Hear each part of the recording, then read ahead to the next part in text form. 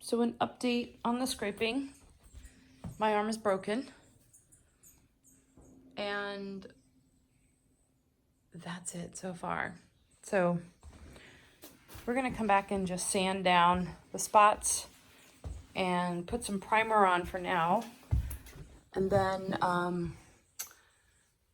then JT, our amazing plasterer, will come back and he will put a skim coat over top of all the nicks that went down to, like, I don't even know what it is, but there's like a clear white plaster over like the sand plaster underneath. Anyways, and then this, we've got to sand this down, but I've already sanded this down once.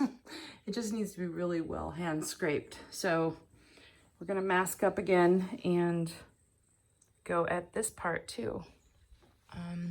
That wall, I'm not doing it. I'm not doing it. I am gonna paint over it like I did right there when they put the mini split in.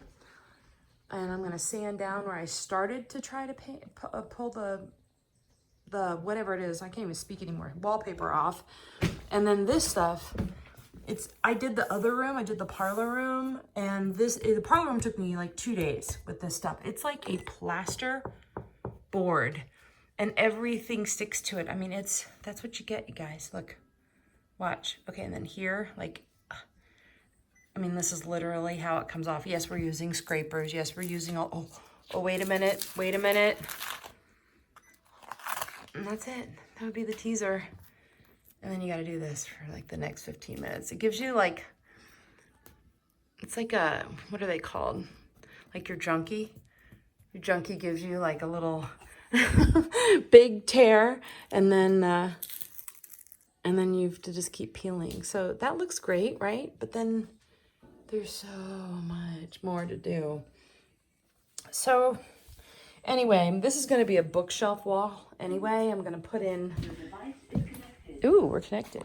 Put in just a whole wall right here of library bookshelves, and with recessed lighting and everything. So I'm not too worried about this wall. And so what? Someone in like 50 years or 100 years can curse me when they rip out the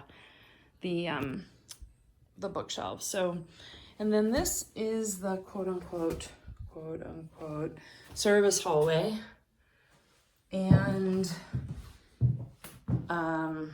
servants hallway, and it was a bathroom. So that's the potty hole right there. We are gonna make it back into a bathroom, and this is gonna be kind of like a little storage unit.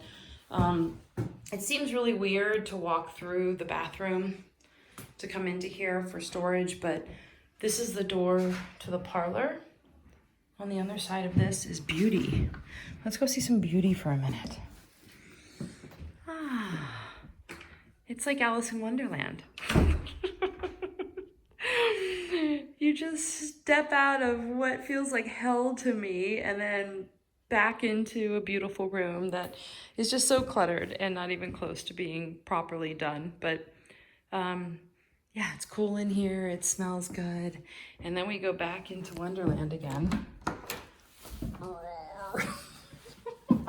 But believe it or not, everything used to look like this. Every single room, including the one we just came from, used to look like this room. So, and actually, what's very interesting, you guys, is this wall and this door was not here when the house was first built in the 1700s. This came in about maybe 1800, 1810. They put in these cabinets and stuff, but this was not here. This wall is a thin wall, one of the thinnest in the house, you can see right there. And it wasn't here because you would have been able to see that table over there. You would have been able to put a proper size table here. But they cut it in half to make it for servants to be able to serve through the whole back half of the house. And they would go out this side door here. So they would come down the hallway and serve into the parlor or into this room. And there were probably steps out here that led down to the summer kitchen, or the winter kitchen, sorry, down there and in through that door. So this is how the servants came up.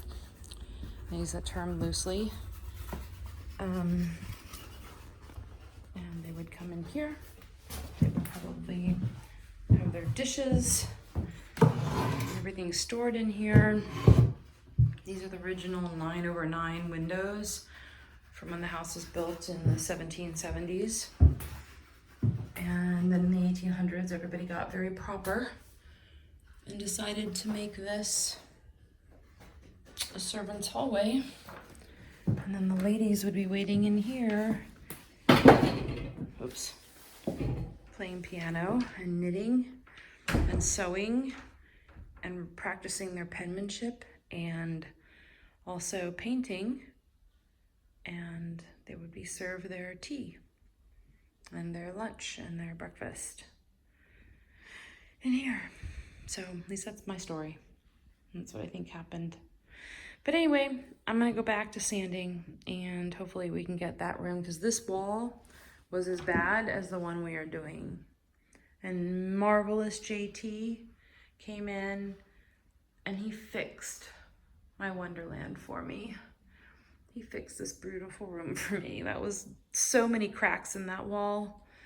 And I asked him to keep the cracks in this wall. He's like, Miss Kim, are you sure you don't want me to go ahead and fill in these cracks? And I said, I do not. I do not. We want to leave Bloomfield with some original character. I love her very much. So anyway, I am gonna add crown molding in this room. And but for now, it's a little bit of paradise, and it's a nice reminder of what this will look like. Stepping over, and these floors used to look like these floors. So there it is. We will get there, and we're actually gonna put the potty back in here, and we're gonna have this be our kitchen for a little bit. Everyone says it's weird to have a kitchen in the center of the house, but you know what? It's gonna be the kitchen. And we're gonna put recessed, after we take out all that galvanized, we're gonna put recessed boards up in there so you can see the beams. We're gonna sand them down a bit so you clean them up a bit. It's a tub, isn't that cool? And that's the French bedroom up there. But yeah, we're gonna expose and point that. We are gonna recess sheetrock into all of that, and we're gonna put up crown molding or trim around the top, and we're going to take and remove that plaster all the way to the ceiling in those parallel lines up there and point that above that fireplace, and have a big old kitchen table in here, and then run kitchen this way, and most of the appliances will stay in the janky kitchen for now. So anyway, I've talked enough. Again, babbled. I will talk to you guys soon.